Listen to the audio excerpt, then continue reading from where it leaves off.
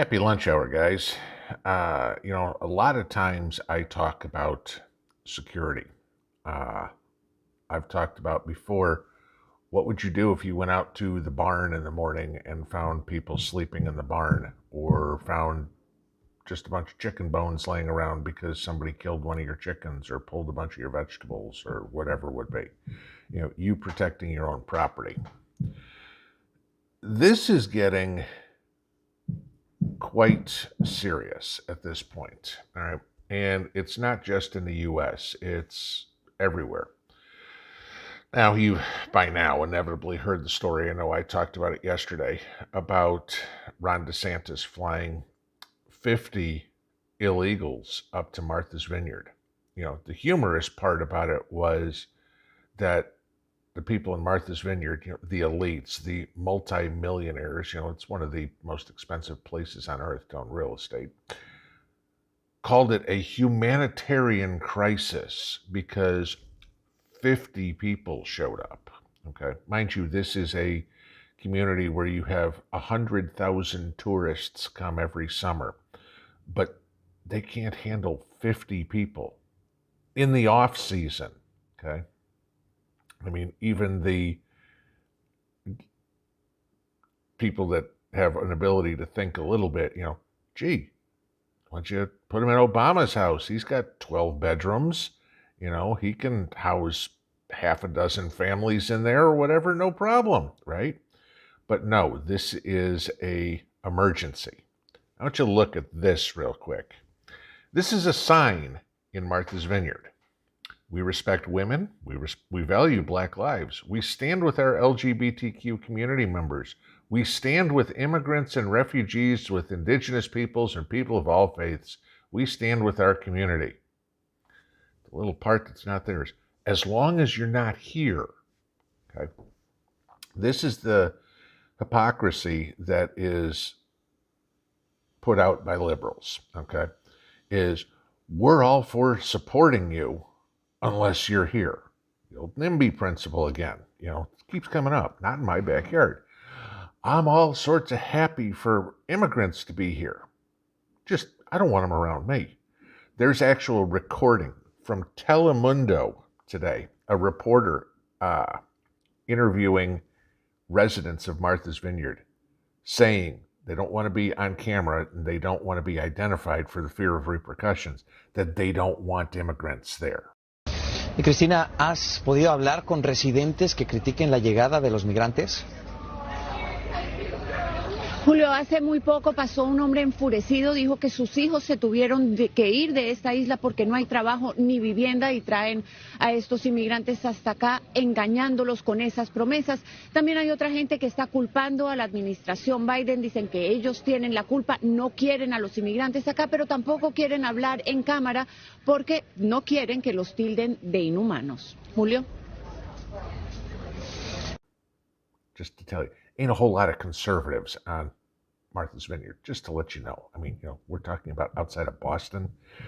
This is a liberal haven. 90% of the population of Martha's Vineyard voted for Joe Biden. Just saying, okay? So the liberals, the liberal elite, don't want the immigrants there. Now, you go 50, right? Okay. That's crazy. It's not the only place. Italy is screaming, oh my God, we've got 1,000 people a day coming, or 1,000 people in one day, not a day, in one day. They had 1,000 illegal immigrants come across the Mediterranean into Italy. And it's a crisis. Now, I want to give you this. Italy has a population of more than 60 million people. El Paso, West Texas, very tip of West Texas, gets 1,000 people, illegals, a day. They have a population of a little more than 600,000. 60 million, 600,000. It's a crisis in Italy. It's nothing here, okay?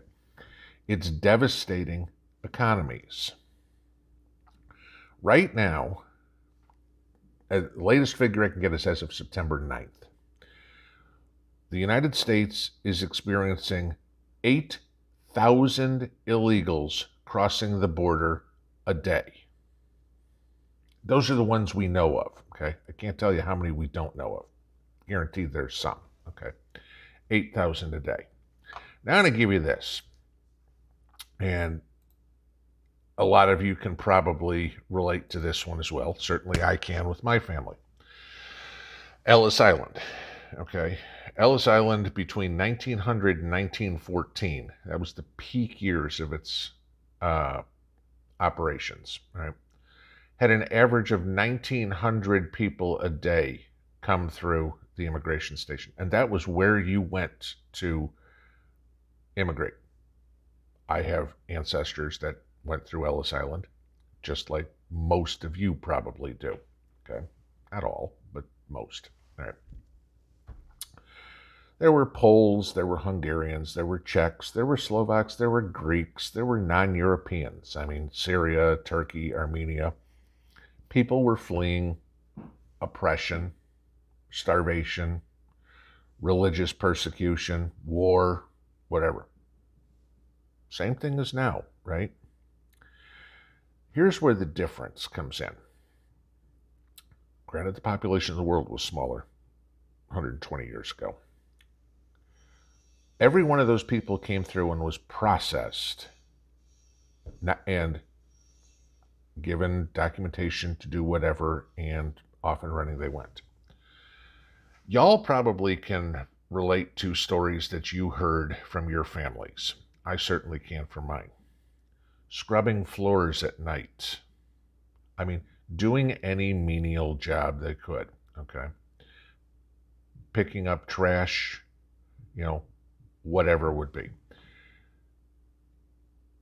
Our ancestors came here and didn't fly the Polish flag, the Armenian flag, the Turkish flag, whatever. They came and they flew the American flag. They learned to speak English as fast as they could. They taught their kids English. A lot of our ancestors did not teach their kids their native tongue. They taught them only English. They didn't want the kids to speak whatever foreign language, or whatever, detrimental as that may be, okay? They wanted the kids to be Americans, as opposed to the immigration wave that Joe so much loves. The people that are coming over here do not want to be Americans. They just want American money, okay? Now, same difference. They're coming over, the illegals here, for the most part, are coming over and taking menial labor. Here's the difference, okay? When our ancestors came over, they took menial labor jobs, whatever they could get, to support their family here. The illegals that are coming now have sent $54 billion a year in American dollars back to their countries. That affects us all.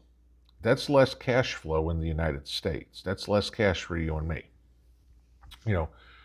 What jobs are they taking? Y'all have seen the signs that, 100 years ago in New York, Irish need not apply, okay? And that's why you get so many, the police force in New York City was so Irish. It was the only job they could get, okay? Could you imagine right now in 2022 if a business hung out a sign that said, Haitians need not apply, Mexicans need not apply, Venezuelans need not apply?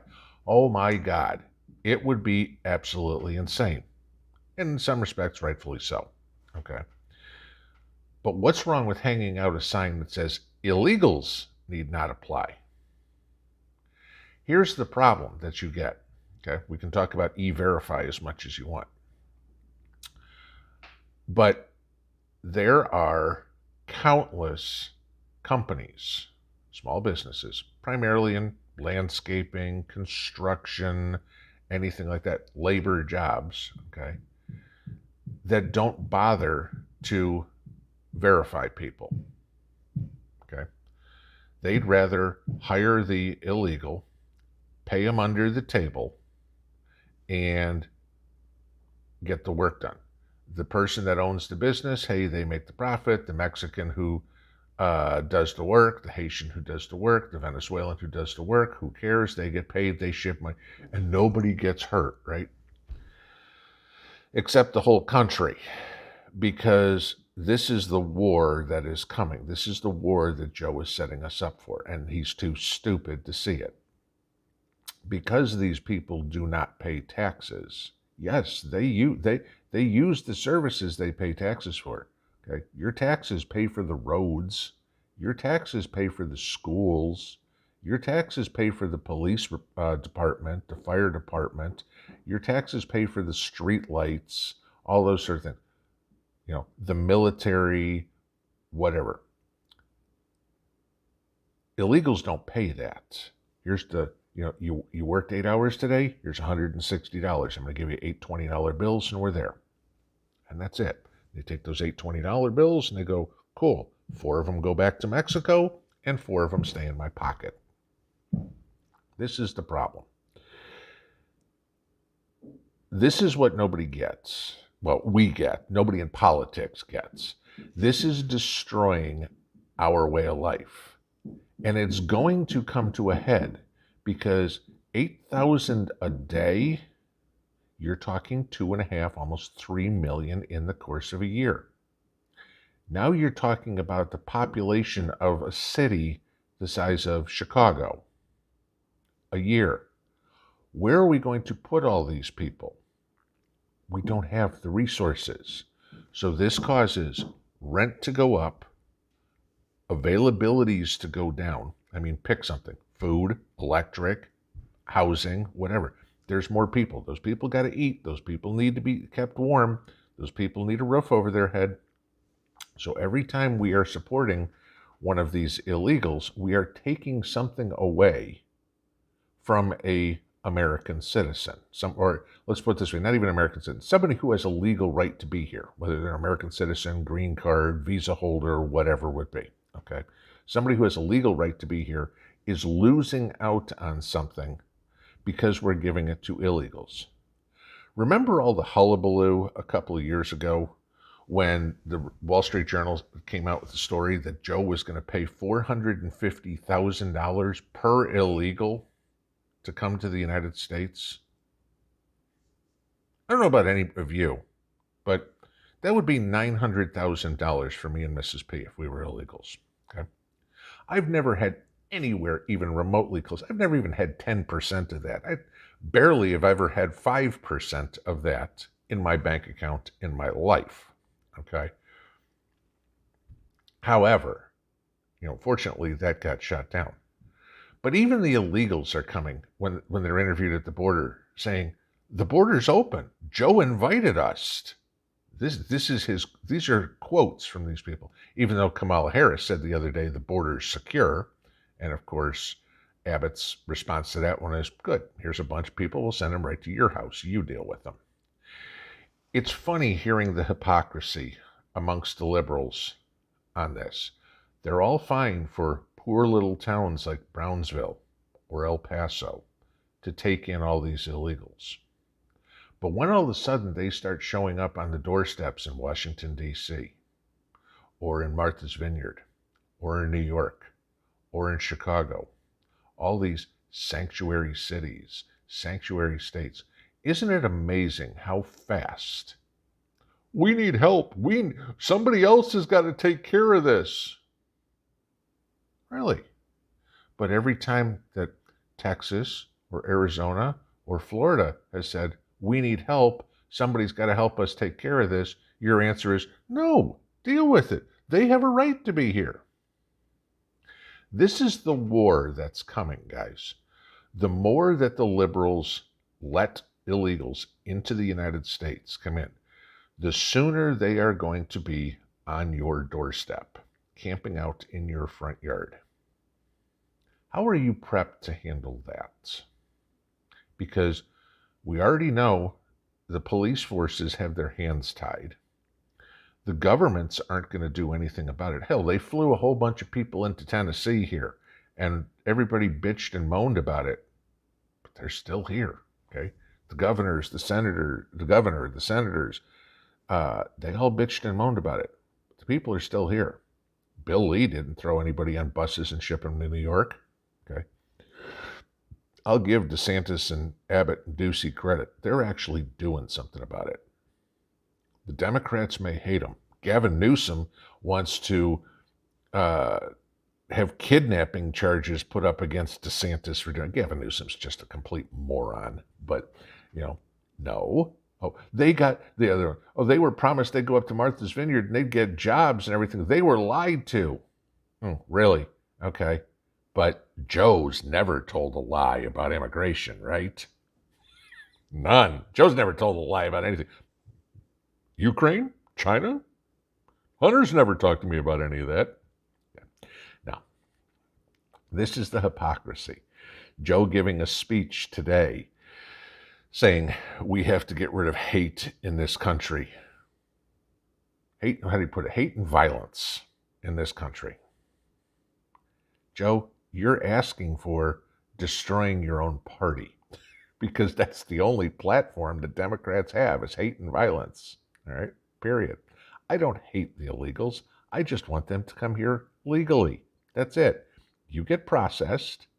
You get your green card, your visa to come in here. You get on the tax rolls. You find a job. You learn English.